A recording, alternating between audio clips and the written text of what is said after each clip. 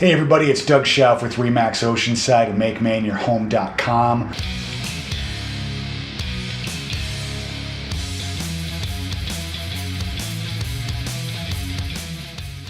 This is episode 5 of the Make Maine Your Home podcast and video podcast. And today I'm going to go see Brandon Lussier with Pillar to Post. He's a building inspector. And it was kind of funny when I called him to set this interview up. We were talking and trying to think of a place to meet because he doesn't necessarily have an office space or anything like that or a building to go to. He works out of his home. Then he calls me yesterday or the day before and says, hey, I just got scheduled to do an inspection and it's one of your listings. So I'm actually going to go meet him on Whitney Avenue and do the interview over there at that house. So I'm really excited to go chat with him though and talk about the process of the building inspection, and then also it was kind of cool to hear about some crazy stuff that he found at some inspections. So let's go talk to Brendan. Let's do this.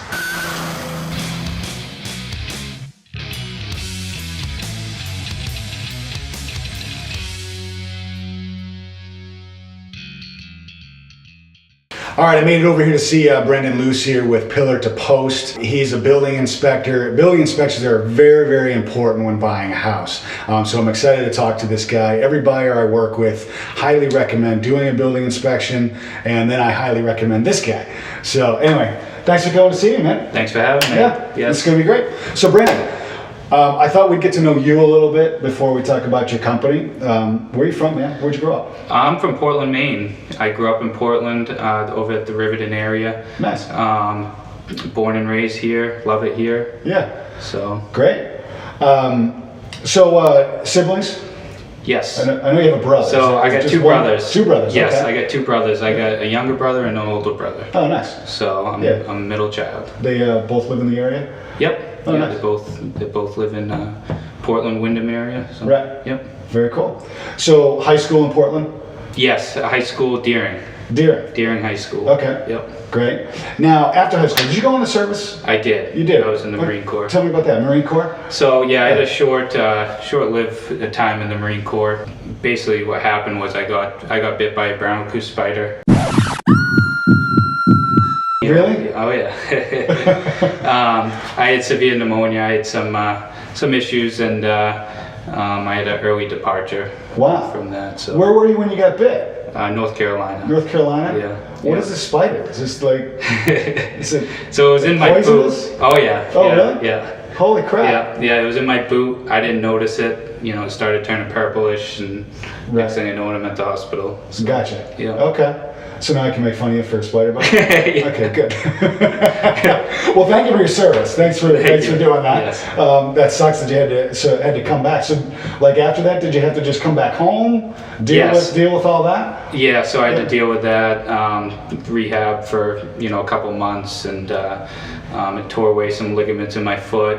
So I had to a certain extent, I had to learn to use my my foot a little bit differently, but I'm back to normal now. So. Right, came back out of it. That's great. Yeah. Now, it's interesting, Brandon and I, we know each other back a little bit before you got into the building inspection world. So, I'm doing my normal prospecting stuff, and I'm calling people, and I get Brendan on the phone, and he lives in, you were in Wyndham at the time, right? Yes, Wyndham. And, his house, so I go over and meet him, and I ended up selling his house for him, and he moved in, and then he bought in Westbrook. Correct. And but when you were living there, am I right in thinking you were working for the post office at that time? I was working for the post office. Yeah, I worked for the post office. Were you limping around on the I worked for the post office for almost 10 years actually. Yeah. I was a mail carrier. I just didn't like, the normal routine. Get up and do the same thing every day. See the same environment. That really wasn't me. So, right. I made the jump, and I was into apartment buildings. I've owned a couple apartment buildings, and always done my own maintenance. I did some electrical work for a couple of years. Yeah, nice. So I thought building inspections would be a good fit, and here I am. Right, nice. Now, I remember even from when I first met you, I could tell, because I remember you telling me about your apartment buildings, you own your house. I think you built part of your house too, right? Yes. Or did a lot of that work. Yeah. And I was always impressed with just, how much of like a go-getter you are. Like you come up with ideas and you just go. Where do you think that comes from? Like, is one of your parents did they raise you saying, hey, get at it? Or was it the armed forces? Or was it, where do you get that from? It's just how I was brought up. Yeah. That's how my father taught us, and all my brothers are like that. Right. We're all hard workers, and Yeah, you're not afraid to get up, throw the boots on. Yeah, exactly. Yeah, nice. So a lot of stuff I just some stuff I just learned on my own. I like to think that I'm the type of guy who I'm taught something once, and I can I don't have to be taught it a second time. So right. Yeah, it just sticks. Yeah, that's awesome. Yeah, cool. So let's talk. We'll get into a little bit about pillar to post and the building inspections, all that. But what made you decide to get into building inspections? I mean, how did that come about? We kind of touched a little bit on it, but really, owning apartment buildings. But the first apartment building I owned, I think I was 20, maybe 21. It was right out of the service. Right. I owned that for I think about 10, 12 years, something like that. Mm-hmm. And I always, to make it work, I always did everything myself, tried to at least. I learned a lot at the time. For a little while, I was working for a local electrician, understanding that side of the business. I wasn't happy where I was at. It's just something that kept poking at me. Right. What did you think? Exactly. Yeah, sure. And here I am. It's been great. It's been almost 6 years now. It's crazy how time flies, but yeah, it really is. That's kind of what brought me into the inspection business, and right. I thought it'd be something I'd be good at, and right. Here I am. So that's great. Now, tell me about pillar to post. You kind of decided to get into the building inspection world. I know there's a few like building inspection companies out there. What made you decide on pillar to post? Well, pillar to post wasn't really recognized in this area. Mm-hmm. There was, when I started, there was another franchise up in the Brunswick area, but it wasn't really recognized throughout the southern Maine area. So right. Yeah, I never heard of it until you. And believe it or not, they're by far the largest home inspection company franchise out there. In the country? Nice. Well, in the U.S. and Canada. Okay. So. That's great. That's awesome. They have probably close to 700 franchise owners. So in some areas there's 10, 15 local owners. So right, to cover all the territories. Exactly. Yeah. So I did my research, and pillar to post kept coming up. They the reason why I made that jump to franchising rather than going in on my own is just the resources. Right. The databases we have, the help we have, it really helps out. The software reporting, mm-hmm. It goes on and on. Right. I certainly don't regret it by any means. I had people ask me, you ever gonna think about going in on your own? And I don't have any thoughts of that. It's everything's going good. So yeah, no, I can certainly understand. I mean, maybe I'm wearing a Remax, so it's giant company, but we're still independent. So exactly. Yeah. That makes a lot of sense. So let's talk about the process a little bit. Building inspections. I, of course, recommend a building inspection for every single buyer. I mean, sometimes buyers are like, I don't know if I need one, or, my dad's a contractor, but I still recommend doing a full building inspection. Let's talk a little bit about just in general what you do, what you supply. Maybe you could talk us through what you do on a typical building inspection. Yeah. So What I like to do, first thing I like to do is just get the client, in front of me, go through exactly what I'm going to do at the, and so they know what they're expecting, basically. What is that conversation? How does that go typically? It goes good. Usually it's just a very simple conversation. Hey, typically what I like to do is start outside, get up on the roof if necessary. Then once I go inside, I like to start in the basement and work my way up to the attic. I encourage you to tag along, ask any questions. I like to make them feel part of the inspection. Right. It helps out, education, explaining things to clients. I tell them, if you want to learn more about the heating system, the electrical panel, all that stuff,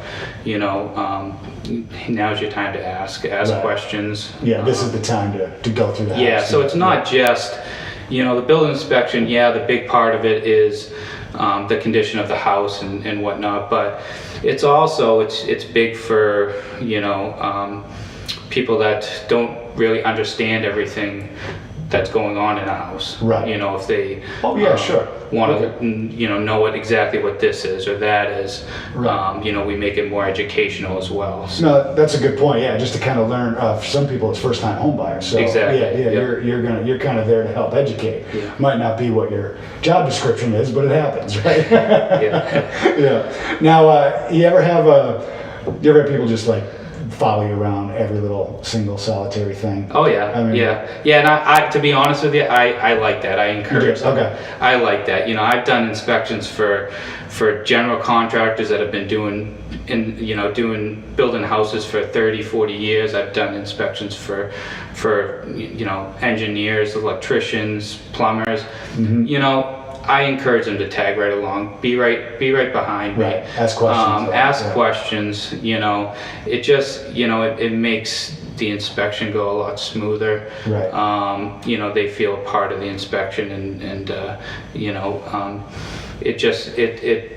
I think it works out better for the better. So Well, it helps people remember things too. Exactly. Yeah, I mean, quite often I see, it's usually like people running around measuring and not really paying any attention to it. I kind of weigh all my clients. You have some clients that just want to measure rooms, measure windows, stuff like that. I understand that. We still do a recap. We have very detailed inspection reports with photos and all that stuff. So it's not huge if they don't want to be a part of the inspection, because we can make sure that anything major is they're very very well aware of that. So Right. Now, let's chat about that report that you were just mentioned there for a second, because that's one of the big reasons. I mean, I've been using you for a long time, mainly because I think you're great at it. But I always tell all the buyers, I was like, look, you're gonna get this awesome report. So is that report because of Pillar to Post? The technology that they have, and you're able to put it together easy. It is. You get like a binder that you're able to like pop everything in, and it's really kind of a nice tool to have. Exactly. Now, is that something that Pillar to Post designed? It is. Kind of part it is, and the thing that I like about it, and it has all these organizers. Think of yourself as a buyer of a house. What's important to you, me personally, I would want to know what the last couple years the electrical bill was, the heating cost, all that information, any repairs, upgrades. Well, the book has organizers with all that information in it. So, I've seen it be used. I did an inspection, I don't know, 5 years ago or so. The house went sold again, and they actually used that book beside the showing documents. Oh, nice. And what a great idea. The new buyer came right up to me and said that they loved that. The information that was on there,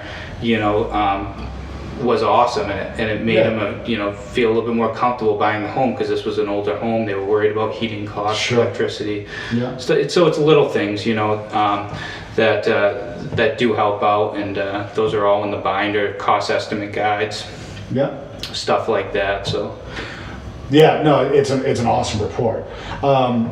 Now, talking more about, again, back to like the inspection piece, is there anything that you just don't inspect? I mean, I know you're one of the few inspectors that will do the house, the septic system, the water, the whole 9 yards. Maybe talk a little bit about like all the services you offer, and then maybe what you can't. Yeah, so one unique thing about my business is we're an in-house home inspection company, meaning all your additional services we can handle. We do obviously the general building inspection, water testing, radon testing, radon and water testing, septic inspections, sewer scopes. It's a big list. There's lead testing, mold testing, Right. ERMI testing, which is an air quality test. Right. So, a couple things that, are beyond our scope, are things you very rarely run into, like stuff that's getting more popular is like solar panels, solar panels, the newer technology. The new technology, and we always advise to make sure it's been serviced and been inspected by a local reputable company. Right. Geothermal systems, stuff like that. That's really beyond our scope, but we typically follow the ASHI standards of practice, which is the largest and home inspection standards of practice for any home inspector. Now, is ASHI is that like a national just like inspectors group, kind of like the board of realtors? Exactly. Okay. Yes. Yeah. And they give us the standards, and our standards are beyond that. It's kind of just like a basic of standards. That's the set. Yeah. Exactly. Okay. Right. Exactly. And there's things where we have to describe, there's things we have to inspect, and there are things that like an internal chimney inspection. Well, the building inspection is technically it's a visual inspection, so right. It's impossible for us without tools and equipment to inspect the internal parts of the chimney. So stuff like that, we would recommend having a chimney company come and take a look at that. So yeah, that's an important thing that you say there, because when I talk to clients, I often get like, well, geez, is he gonna like pull apart the furnace and look at it, or is he gonna do this and do that and crawl in the chimney? And I got to remind him, like, he's gonna look at everything, and if a red flag goes up in your brain, that's when I kind of go, okay, we need to we need to get at this. If you really think about it, like for example, talk about a heating system, a boiler. That's the most common heat source we have is forced hot water boiler in Maine. Our inspection is more of a visual inspection. That's every inspector. We're certainly not licensed heating technicians, right? But we're trained to find deficiencies. We're trained to find, an issue. Has this heating system been serviced and cleaned the past year? Is anything leaking from pressure relief valves or the air vent on the expansion tank, or just a good visual sweep of the. Now, if we start seeing some issues with that, at that point is when we're going to recommend having a licensed heating contractor come out there and do a cleaning, and then do a more internal inspection, because it's likely there may be other issues as well, more internal. So we're really there to kind of point out and be able to find some deficiencies if there are any, and we're not there to fix the issue. We're not there to. It's just basically locating an issue and pointing it out, pointing it out. Kind of putting like a sticky note on it. Exactly. You got to look at this. Yeah, makes sense. So this is all great information. I appreciate it. A couple more things though. There's always a big question that I have, like when somebody's selling a house. Like they say, should I get an inspection? And quite honestly, when I'm sitting there with the seller, I'm a broker, so it's like I'm like, hey, I gotta think about what I have to disclose and don't have to disclose. But I have found that sometimes doing an inspection before you sell a house can be a big help. Do you do a lot of those? Or? We don't do a ton of pre-listing inspections. Yeah. And I think it's honestly, brokers are scared of them, I think. I don't know what it is, but to be honest with you, I think it's the smartest thing that any buyer could do. Yeah. Because they know, you go under contract you have tight inspection periods. You go into contract. The next thing you know it, the other party's asking for $10,000 off because of this, and this. Right. When in reality, it may only cost a fraction of that. And if you knew that ahead of time during the pre-listing inspection, you can maybe get things done. You can get it done, or B, it can be disclosed, or just say, and it is, hey, here's the house, here's right. the condition of the house, here's the pre-listing inspection. The house is what it is. It's an older house, or whatever the case is. Right. I've seen it save, clients a ton of money at the end of the day, and that way they know when they're going under contract they should feel comfortable. Right. Then the questions raised that, well, it's likely they're going to get another inspection right. when they go into contract. I understand that. That's fine.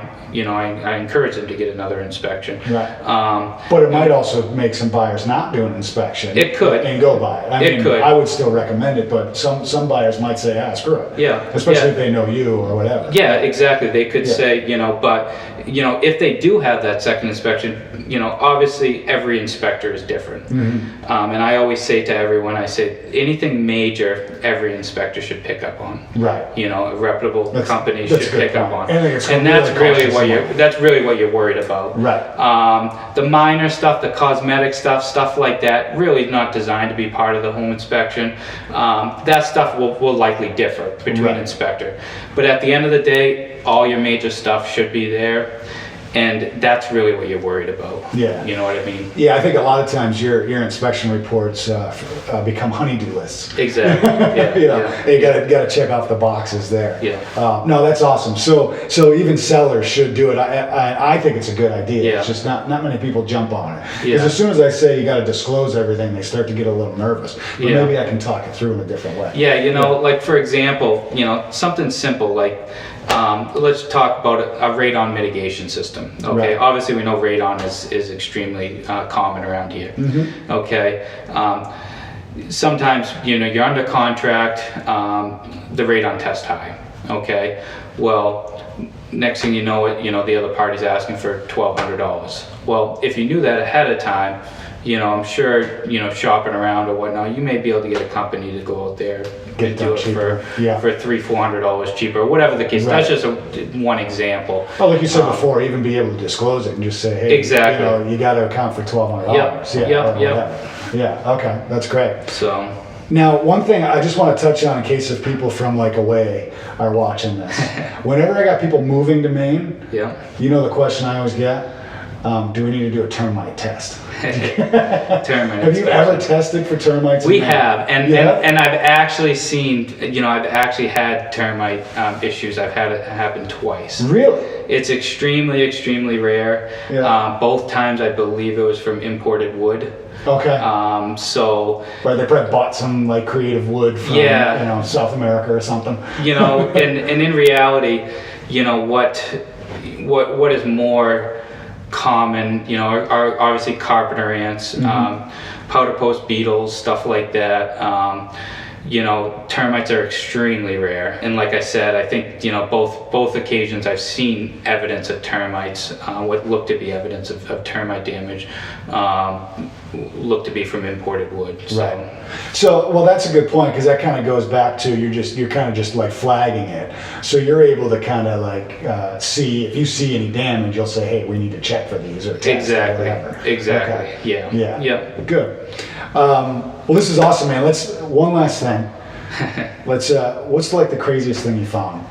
Craziest thing I found. I don't know. Did you find any dead bodies anywhere? Anything no fun? Dead bodies. I'd have to say opening up an electrical panel with a live snake inside of it. Oh, it's fun. Oh yeah. Did it get you? No. Luckily, just missed me. Yeah. No, Did you scream like a little girl? No, it definitely caught me off guard. I almost dropped the panel. I bet. So, was it like a little garter snake? Or yeah, sure. Yeah, but still, I mean, that freaked you out. A lot of people don't know that electrical panels hold heat, so rodents and insects try to get inside there. So if there are knockout holes that are open or anything like that, they'll try to crawl in there, get warm, chew wires, stuff like that. So it's not very uncommon to see, you know, mice and stuff like that inside the panel, but Right. that caught me off guard. I bet. Scared the hell out of you. And I'll end on one final funny story that Brendan likes and he talked about before we jumped on video. You know, back when he bought his house in Westbrook, him and I were looking at some houses and there was a bidet. Yeah. And of course I'm like, oh look, a bidet, and I hit the button, right in the face. It was awesome. Oh, yeah. Yeah. You'll never let that one down. No, yeah. Exactly. Well, hey, thanks a lot, Awesome. man. Thanks for having really me. appreciate it. Yeah. Anyway, guys, this is Brandon Lussier with Pillar to Post. Great information. If you got any questions or comments, comment below. Shoot me an email. You can get in touch with them. How do we get in touch with you? Website? Yes, so website is good. It's LussierTeam.pillartopost.com. Okay. You know, Find you on Facebook and all that kind of stuff too. Facebook, Instagram, you know, all that stuff. So Perfect. Yeah. I'm there. Awesome. Look him up. He's great. And thanks for watching. Check out the next episode that'll be coming up. And remember, if you're going to make Maine your home, you don't have to do it alone.